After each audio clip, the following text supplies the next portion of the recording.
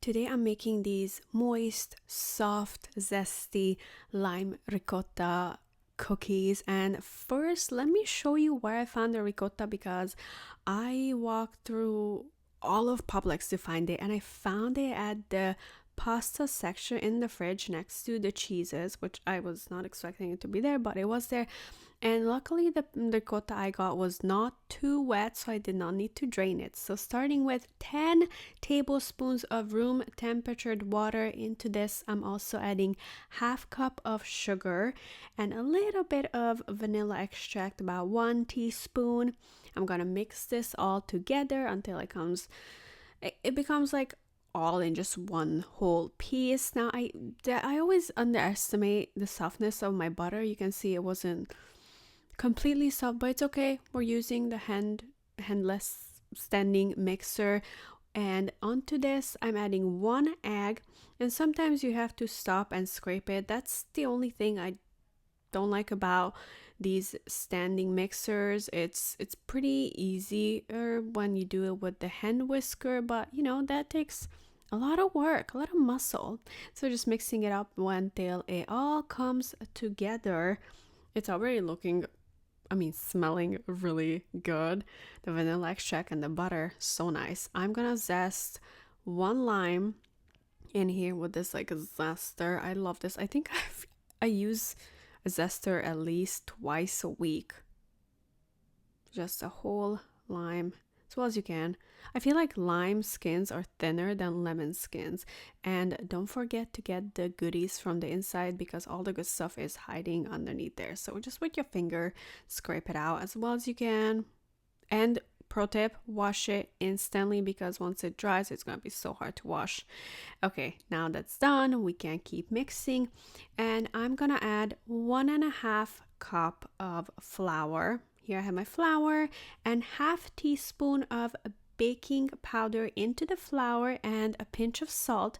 I'm gonna put this into a sifter and we're gonna sift. That will help the baking powder to distribute evenly, and also of course if there's any flour clumps it will catch that. Once this is done, we can turn it back on slowly, very slowly. Otherwise, if you go fast, it will explode. The flour will explode all over your kitchen. We do not want that. Onto this, I'm gonna start adding my half cup ricotta, smaller big teaspoons at a time, so not all of it all together.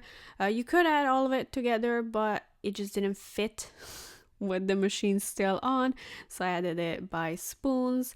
And then this time I can go a little bit faster. See, it wasn't blending too much got stuck in the top, so we'll have to keep going until everything is nicely combined.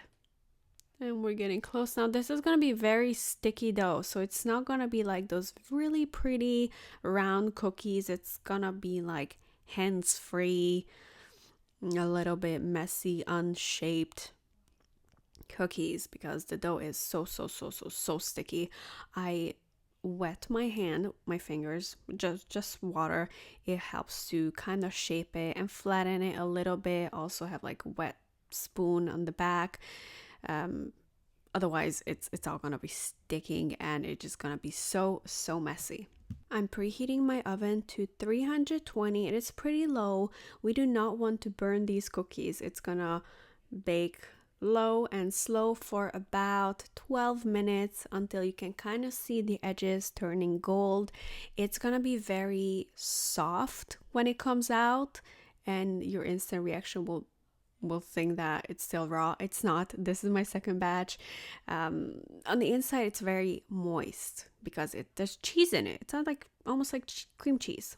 Half cup of powdered sugar, and I'm just adding a little bit of lime juice, seeing how much I need. I'm always looking for a specific consistency. Depends how I want the glaze to run. Do I want it to stick in one place or do I want it to run down? I want this to be a little bit runny, so not too thick because it is like super sweet, and the cookies are kind of thin. At least I think it's kind of like, it's not too thick, and there's no chocolate chip in it, so it's not too sweet. So I wanted to make it just like mild sweetness with the glazing on top. So yeah, you just kind of have to eyeball it when it comes to glazing. If you want a thicker top, you can always add more powdered sugar if you feel like you added too much liquid to it. And then I also added some, oh, I always forget, what is that? Lime zest on top to make it look prettier, and it came out so tasty with tea. This is amazing. Like, this is a whole meal because it is cheese. It's pretty filling. It's so delicious. Very mild on the lime flavor. It's mostly on the glaze. Pretty easy to make and so delicious. Like, the texture is amazing.